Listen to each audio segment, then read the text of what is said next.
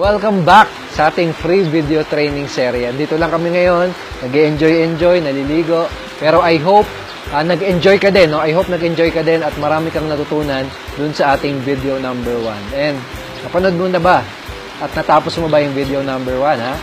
Make sure na natapos mo yun, okay? And remember, kung natapos mo na yun, remember, pinag-usapan natin yung master plan at yung tools na kailangan mo para magkaroon ng successful na internet business at para kumita ng malaking income sa internet. Pero dito naman sa video number 2, ang magiging topic natin, ang pag-uusapan natin ay yung strategy. No? Yung strategy kung paano mo gagamitin yung mga tools na pinakita ko sa iyo sa video number 1 para magkaroon ng successful na business na kumikita ng millions of income online. Okay? And syempre, ang exciting na part, yung second topic natin. Yung second topic natin ay yung bagong reward plan.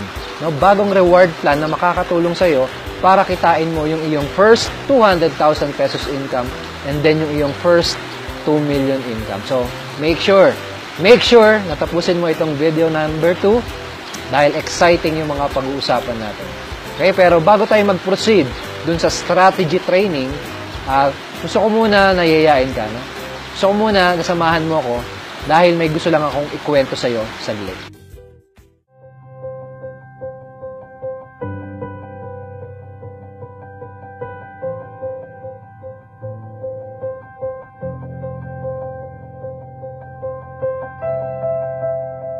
Sinama kita dito dahil gusto kong ikwento sa'yo at i-share sa'yo yung personal story ko. Tandang-tanda ko pa kasi nung nagsisimula pa lang ako sa business ko, sobrang gipit na gipit kami sa pera. Yung time na yun kasi, kauwi ko lang galing abroad, dati akong OFW. At nagkataon na yung time na yun, kapapanganak lang din ng first baby namin. Okay? At tatandaan ko, nakikita lang kami sa maliit na kwarto.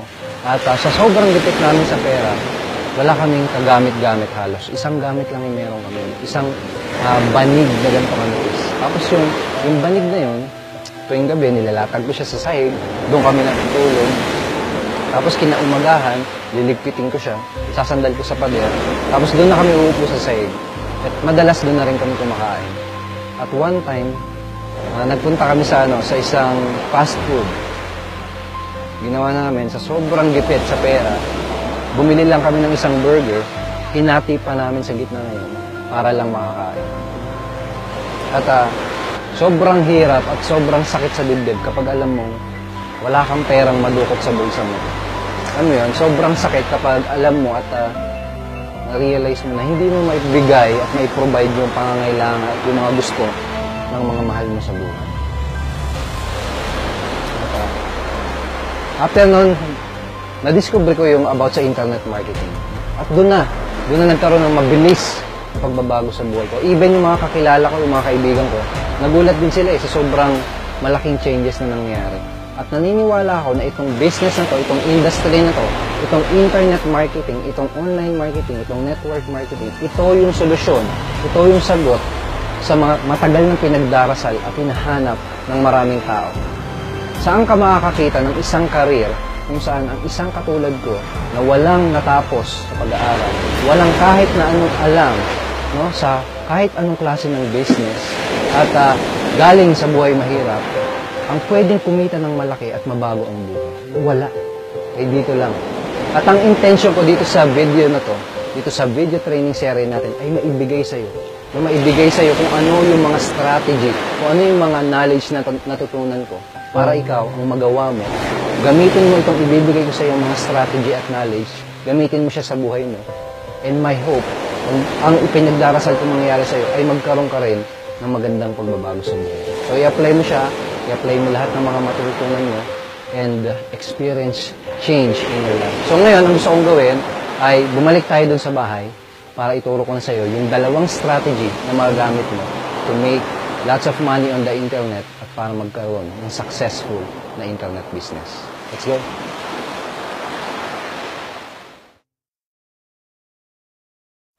Pag-uusapan natin ngayon yung dalawang strategy na pwede mong i-apply para kumita ng malaki sa internet gamit yung mga tools at yung master plan na pinag-usapan natin sa video number 1. Alright, sa strategy number 1, napakasimple lang.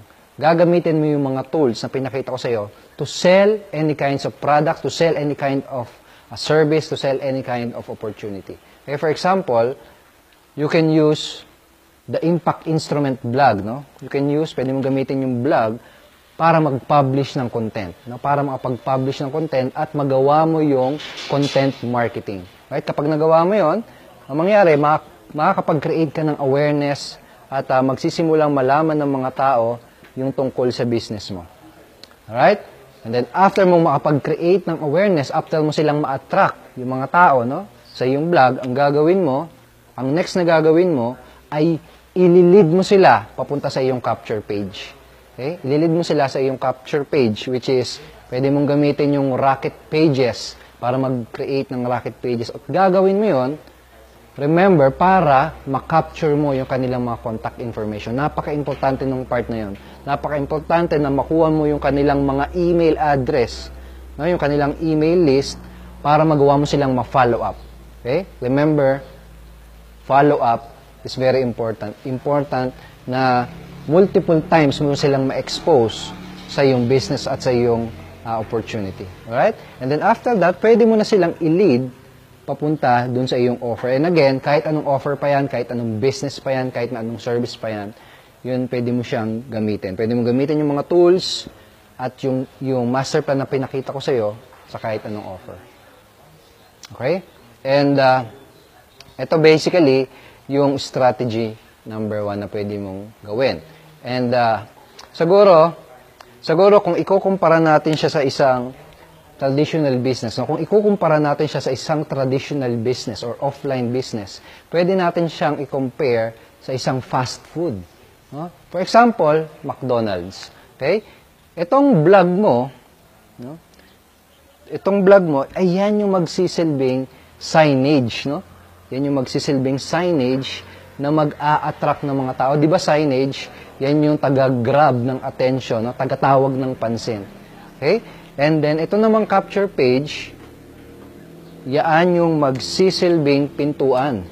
Yan yung magsisilbing pintuan kung saan papasok yung mga tao. Okay? At kapag nakapasok na sila, dun mo na sila pwedeng i-lead sa yung products, sa yung offer. Okay? So, for example, in our analogy, no? Ito yung parang magiging burger mo. Alright? So, parang ganyan. Okay, so anong gagawin mo? Kung gusto mo kumita ng malaki at makapagbenta ng mas maraming product, gagawin mo, you simply attract more people. You simply attract lots of prospect. Gagamitin mo yung blog para makapag-attract ng mas maraming tao. At kapag nakakapag-attract ka ng mas maraming taong papasok sa pintuan mo, at mas maraming taong makakakita ng product na binibenta mo. Right? So, this is strategy number 1. At itong kabuuan na to, yan bale yung magiging entire system ng business mo. Yan yung magiging entire system ng negosyo mo. Yan yung magiging focus, yan yung magiging center ng iyong internet business. Alright? And, yan yung strategy number 1. And meron pa tayong strategy number 2. Right? Itong strategy number 2, kahawig din ito nung strategy na in-implement ng McDonald's. Okay? Kasi parang ganito sabi ni McDonald's, no? Paano tayo kikita ng mas malaking income? No? Paano natin mas mapapalaki yung ating negosyo? No? Paano tayo mas makapag-expand? Alright? So, ang ginawa niya, ang naisipang gawin ni McDo, ay itong buong existing system niya, ang ginawa niya, sinimulan niyang i-offer yan sa ibang tao. No? So, parang ganito yung tinanong ni McDo. Sino dito yung gusto ring magkaroon ng successful na business para kumita gamit yung existing business namin at gamit yung mga tools na meron kami? Okay? So, yun yung ginawa niya. They started offering their business as a franchise. So, yung mga tao, ang nangyari, lumapit sa kanila, and nag-apply sila kay McDonald's. Kung sakaling qualified sila, ang mangyayari, magbabayad lang sila ng at least 30 to 50 million, tapos magagamit na nila yung entire business ni McDonald's.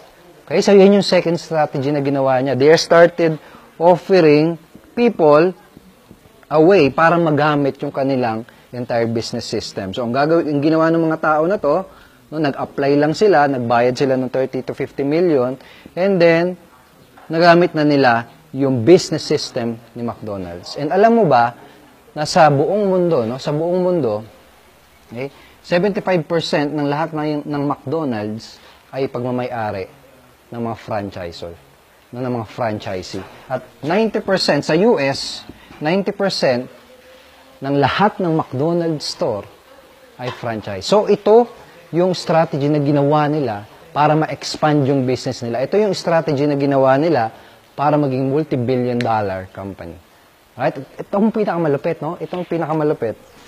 Habang itong mga franchisee na to ay nakakapagbenta ng mga products, habang itong mga franchisee na to ay nakakapag-acquire ng mga bagong customer, habang lumalaki yung business nila, habang lumalago yung business nila, ang nangyayari dito kay McDo ay kumikita pa rin sila ng mga royalty income, na franchise royalty income. Ibig sabihin nun, habang mas nagiging successful itong mga partners ni McDonald's, no? Habang mas kumikita yan ng malaki, habang mas nagiging successful yung business nila, mas lalong nagiging successful at mas lalong yumayaman si McDo.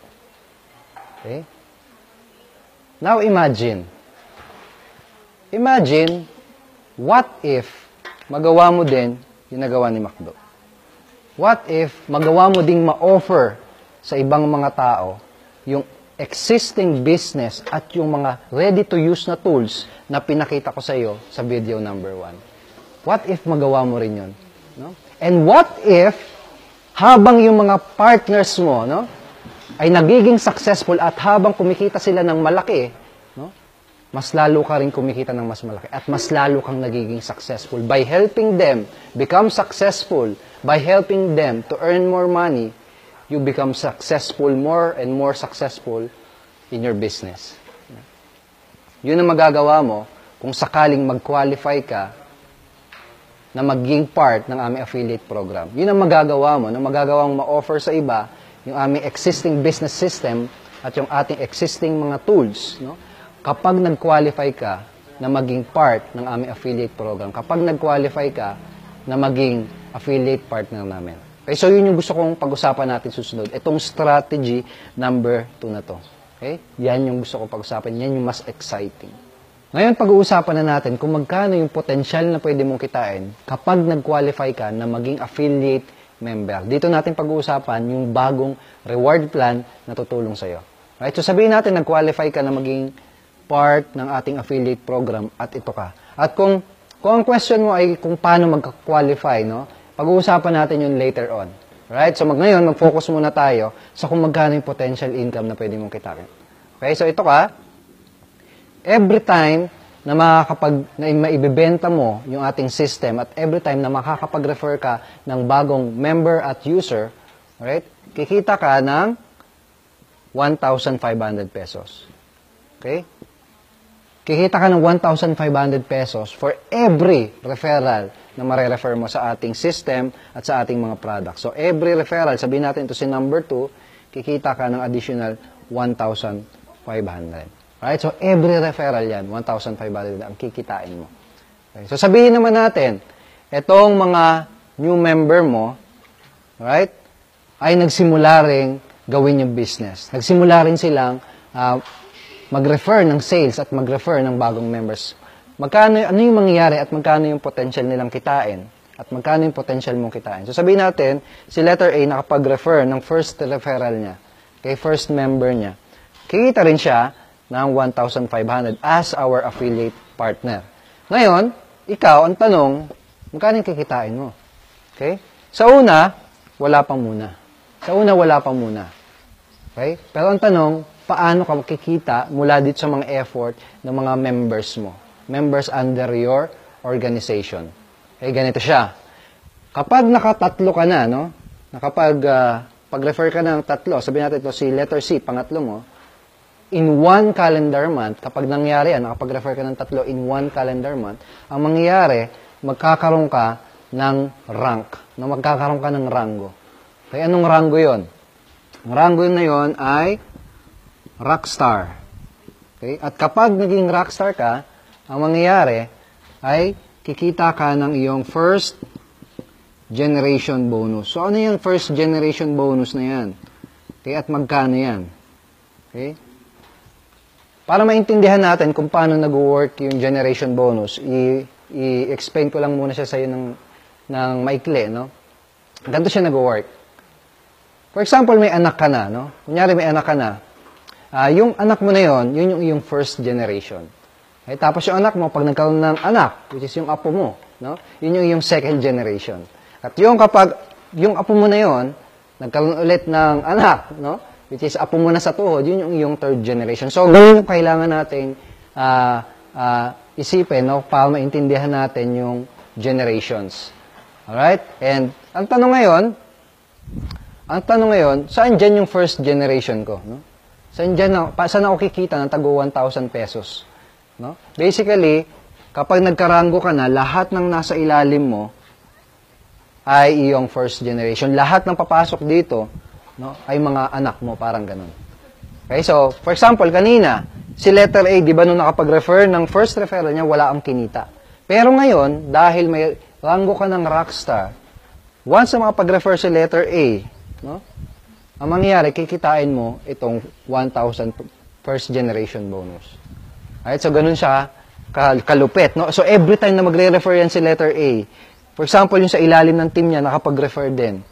Right? Lahat ng pupasok na yun, meron kang 1,000 na first generation bonus. And kahit gaano kalalim yan, no? Kahit gaano kadami. For example, sa loob ng isang araw, nag-refer ng maraming member dito sa organization na to. Anong mangyayari dyan, no? Lahat dyan, kikita ka dyan tag 1,000, 1,000, 1,000, 1,000. Kahit walang limit, ang pwede mong kitain, unlimited income pwede mong kitain everyday. Kung may 10 dyan na pumasok, di may 10,000 pesos ka. Kaya ganun din dito sa iba, no? For example, si letter C, may pumasok dyan na new member, may pumasok dyan na new customer, nagagamit ng tools, may pumasok dito, dito may pumasok, kahit saan dyan, kahit gaano kadami, walang kailangang balansehin, no? Lahat ng pumasok na yan, dahil nasa ilalim mo sila, nasa first generation mo sila, lahat yan, 1,000, 1,000, 1,000, 1,000, 1,000, 1,000, 1,000, 1,000.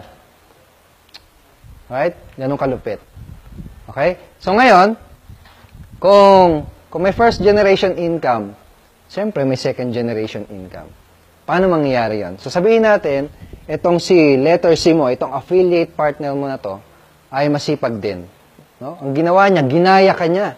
Ginaya ka niya at nag-refer din siya ng 3 sa loob ng 1 calendar month. Ano mangyayari sa kanya? Mapopromote din siya sa pagiging rockstar. Okay, magpo-promote din siya sa pagiging rockstar at ang mangyayari, itong ilalim ni letter C. Alright, yung ilalim ni letter C, yan na yung magiging considered as second generation mo. No, second generation mo na yan. Ano yung sabihin yan? Ibig sabihin yan, parang mga apo mo na yung papasok dito. Mga apo mo na yung papasok dito. So, magkano yung kikitain mo sa mga apo mo? No, sa second generation mo. Sa second generation, income mo, no? Okay, and by the way, kapag may na-promote na rockstar under your organization, ang bagong rango mo ay coach na. Okay? At ang additional income na ma-unlock ay yung second generation bonus, which is 1,500 pesos. Okay? Ibig sabihin nun, this time around, kapag may pumasok dito, no, o kaya dito, lahat ng pumasok na yon, 1, 2, 3, lahat yon 1,500. Okay? And ganun din, same rule din na na-apply dito sa first generation. Kahit ilan, no? Kahit ilan niya pumasok dito, lumago yung business nila dyan, dumami yung user, dumami yung member, maraming masipag, lahat ng pumasok na yon 1,515, 1,515, 1,515. Okay? Walang cap sa pwedeng kitain, no? Unlimited ang income na pwede mong kitain. Okay? Yan yung malupit na part dyan sa generation bonus, dito sa bagong reward plan na ito. Okay? And ganun din, dito sa iba, ito another example, ha? For example, itong member mo na ito. Sabihin natin, siya si letter X. No? Siya si letter X.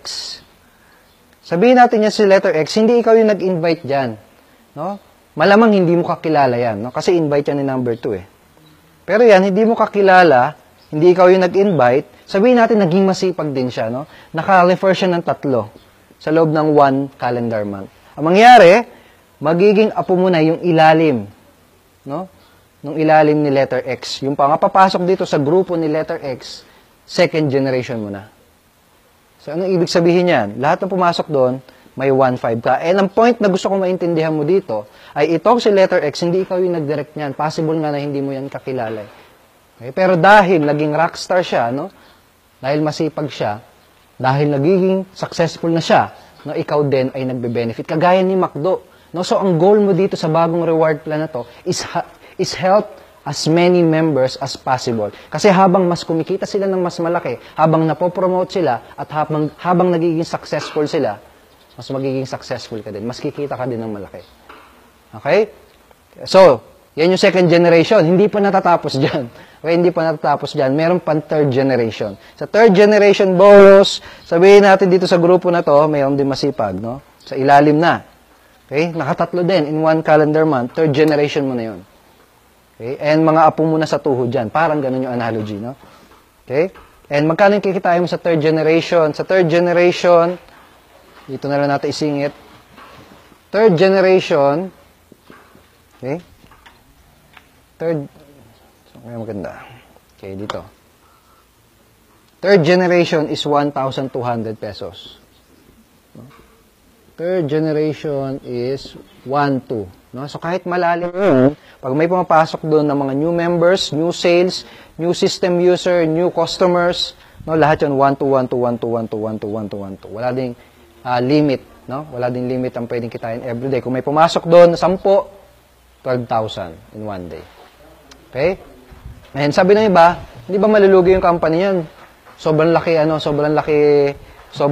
ng ng bonuses na natatanggap. No? Hindi ba malulugi yung affiliate program niyan? Okay? Ganito yung safety feature ng ating bagong reward plan. Hanggang third generation lang. No? Para hindi mag-overpay out.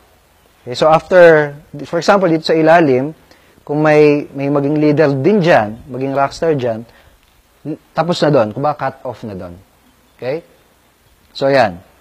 Ito yung basically yung ating bagong reward plan na tutulong sa'yo. No, ganito siya ka-powerful. And ang focus, again, gagawin mo, tumulong sa as many people as possible. No? Tulungan mo sila maging successful, and you will become successful as well. Alright? And yan, ang pinaka-exciting pa na part dyan, hindi pa natatapos. No? Hindi pa natatapos. Yan yung less exciting na part. Meron pang part dyan na mas nakaka-excite. Ano yun? At ang tawag dito, no, ay yung matching millions. Paano yan nag-work? Ganito siya kasimple. Kapag yung income mo mula dito sa direct referral, sa first, second, third generation, ay naipon at nag-accumulate, no, nagsama-sama, at umabot yung income mo, let's say, ng 100,000 pesos. Ang mangyayari ay ganito. No? Kapag umabot yung income mo ng 100,000 pesos, accumulated, no? Accumulation, nagsama-sama, nag-ipon-ipon, umabot ng 100,000 pesos, ang mangyayari, makakatanggap ka ng additional 100,000 pesos na cash.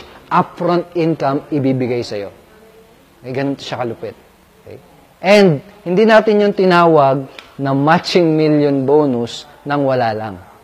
Okay? So, ito kanina, di ba, 200,000 pesos na yung income mo.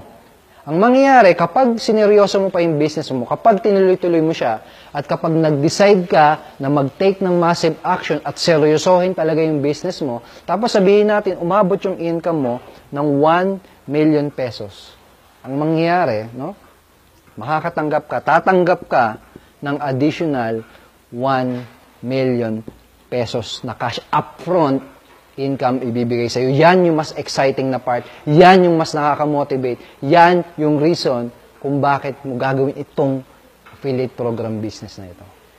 Kung gusto mong malaman kung paano ka magka-qualify na maging affiliate partner at kung gusto mong malaman kung paano mo magagamit at ma-access yung aming system, yung aming tools, okay, make sure na abangan at panoorin mo yung third and final video natin. Okay, doon ko sasabihin sa'yo at doon ko i-explain sa'yo kung ano yung mga specific actions na gagawin mo para mag-qualify bilang affiliate partner. And I'll be straight with you, no?